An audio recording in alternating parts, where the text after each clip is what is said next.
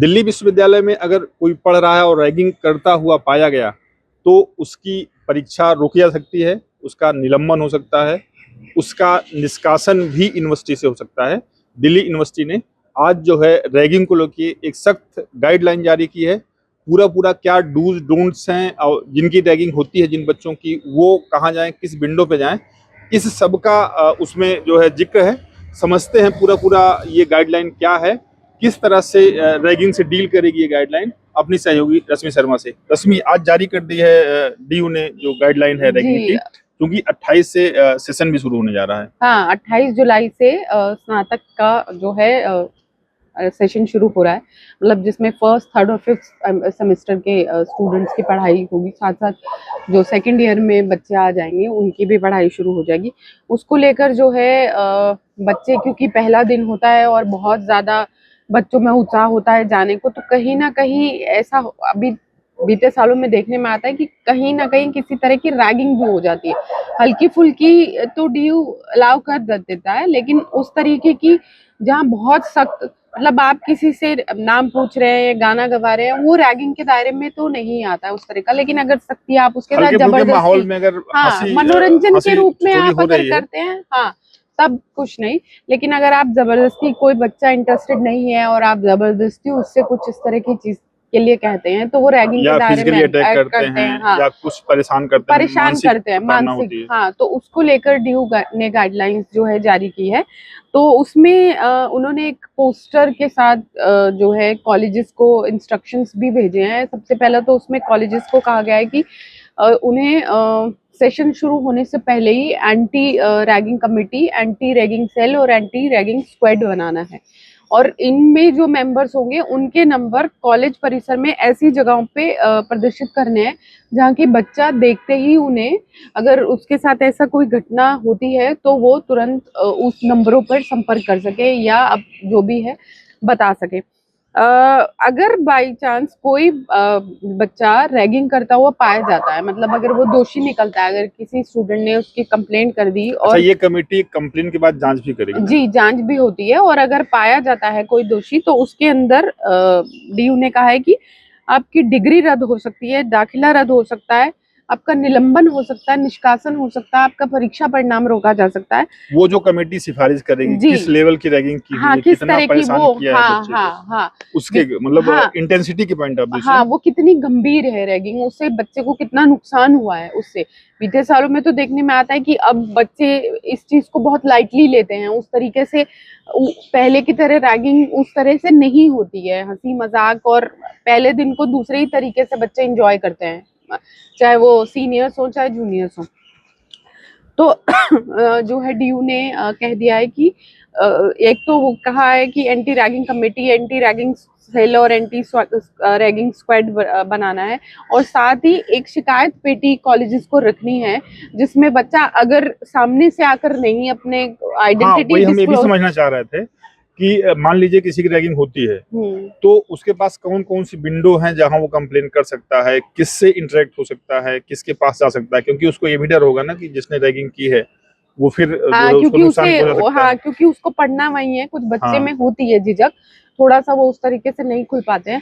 तो वो कहा है कि कॉलेज को एक शिकायत पेटी जो है प्रोमिनेंट प्लेसेस पे अपने परिसर में लगानी है, ताकि अगर किसी बच्चे को लग रहा है कि मेरे साथ ये रैगिंग हुई है तो वो अपना जो है उस पर लिखकर लिखित शिकायत दर्ज करा दे उस पेटी में। और साथ ही बच्चा जो है, क्योंकि डीयू में खासकर गर्ल्स कॉलेजेस के आसपास पीसीआर वैन्स खड़ी होती हैं और वैसे भी पेट्रोलिंग होती रहती है, तो कहा है कि बच्चा तो है अपनी निकटतम पीसीआर जो भी हो उस पर संपर्क करे। और साथ ही एंटी रैगिंग और हिम्मत ऐप जो है उसका प्रयोग वो कर सकते हैं। ये हिम्मत नहीं, ये दिल्ली पुलिस के हैं। एंटी रैगिंग ऐप तो यूजीसी ने बनाया था और हिम्मत ऐप जो है दिल्ली पुलिस का है। तो चाहे तो बच्चा उस पर संपर्क कर सकता है। कुछ प्रॉक्टर ऑफिस के नंबर्स भी डीयू ने इशू किए हैं जो कि बहुत सारे हैं, जो कि अलग अलग तरीके से बांटे गए हैं, मतलब नॉर्थ कैंपस के अलग हैं, साउथ कैंपस के अलग हैं, उस तरीके से। तो बच्चा चाहे तो वहां पर, लेकिन सबसे पहले जरूरी है कि वो अपने किसी टीचर को या वहाँ जहाँ प्रोमिनेंट प्लेसेस में नंबर डिस्प्ले किए गए होंगे उन पर वो कंप्लेंट जरूर करे। कंप्लेन करे। तो मतलब कैंपस के भीतर किस तरह से माहौल ठीक रहे, इसको तो लेके डीयू ने गाइडलाइन जारी कर दी है। इसके साथ साथ एक बच्चों के पॉइंट ऑफ व्यू से इंफॉर्मेशन ये भी जरूरी है देना उनको कि जो सब्जेक्ट्स का बंच है, जो बीए प्रोग्राम में जा रहे हैं, बीए में जा रहे हैं, जो एडमिशन लेने जा रहे हैं, तो डीयू ने कितने सब्जेक्ट के बंच का मतलब सब्जेक्ट के कोलेबोरेशन का, एक सब्जेक्ट के साथ दूसरा सब्जेक्ट कौन सा लें, किस तरह से लें, किस तरह से चयन करें, उसको भी उन्होंने डीयू ने बताया हुआ है। जी देखिए, ड्यू में अगर किसी को बीए ऑनर्स, क्योंकि 4 वर्षीय प्रोग्राम है और आप चाहे तो 3 साल में भी अपनी ग्रेजुएशन पूरी करके निकल सकते हैं और 4 वर्ष का भी है, तो वो बीए ऑनर्स अगर किसी को करना होता है वो एक पर्टिकुलर सब्जेक्ट में होगा, यानी फिलॉसफी ऑनर्स अगर किसी को करना है तो बच्चा उस अगर ऑनर्स सब्जेक्ट लेता है तो सिर्फ उसे 3 पेपर जो मेजर फिलॉसफी के होंगे वही पढ़ने होंगे और 1 पेपर और कोई, और प्लस सैक वैक के जो वैल्यू एडिशन कोर्सेज होते हैं और स्किल बेस्ड कोर्सेज होते हैं उनके पेपर्स को पढ़ना होता है।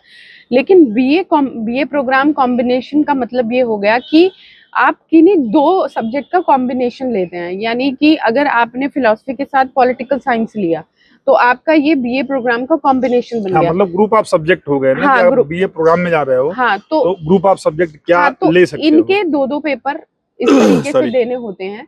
आपको 1 पेपर इस सब्जेक्ट का दे सकते हो, इस 1 पेपर उस सब्जेक्ट का, या फिर 2-2 पेपर करके ऐसे पेपर दिए जा सकते हैं। तो इस बार डीयू ने जो है 150 इस तरह के कॉम्बिनेशंस बनाए हैं जिसमें बच्चा एडमिशन ले सकता है। और क्योंकि अब टाइम कम है तो अगर बच्चे को बहुत सेलेक्टिव तरीके से अपने कॉम्बिनेशन का चयन करना है तो वो पूरा 1 दिन सिर्फ उन कॉम्बिनेशन को सेलेक्ट करने में लगाए और समझे कि मैं इस को पढ़ सकता हूँ या नहीं पढ़ सकता, या मेरे को लेना है। क्योंकि कॉमर्स वाले भी आर्ट्स के सब्जेक्ट ले सकते हैं, ऐसा नहीं है कि वो नहीं ले सकते, वो ले सकते हैं।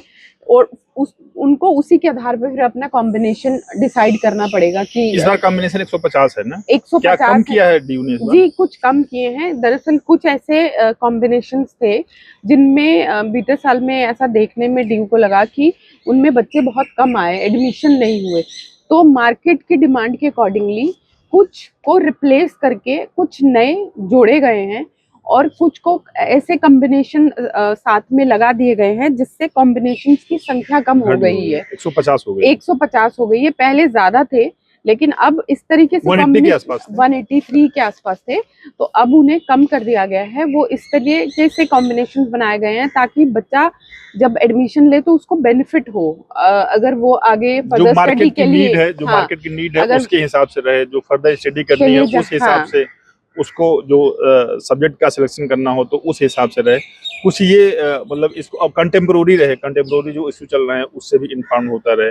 दरअसल बीते सालों में ऐसा देखने में आ रहा है कि बच्चे जो आर्ट्स बेस्ड कोर्सेज होते हैं उनको ज्यादा लेना प्रेफर करते हैं।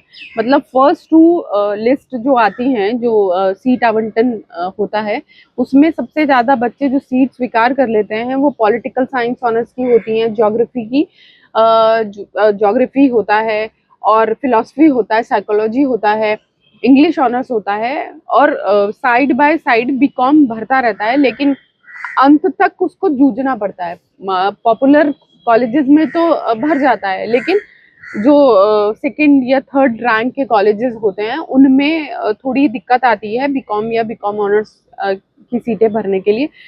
तो कॉम्बिनेशंस भी उसी तरीके से बनाए गए हैं कि बच्चा अगर उस पर्टिकुलर सब्जेक्ट में ऑनर्स नहीं कर रहा है या उसे एडमिशन नहीं मिल रहा तो वो बीए प्रोग्राम करके भी उस लेवल का वो पढ़ाई कर सकता है।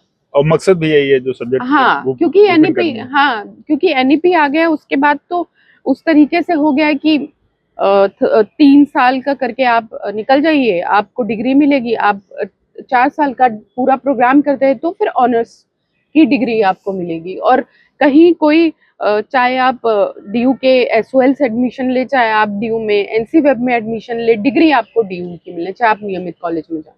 तो सब्जेक्ट का सिलेक्शन बहुत स्थिर होके, बहुत शांत होके, जो आपकी दिलचस्पी हो, जिसमें दिलचस्पी हो, उसी हिसाब से सब्जेक्ट का सिलेक्शन करें।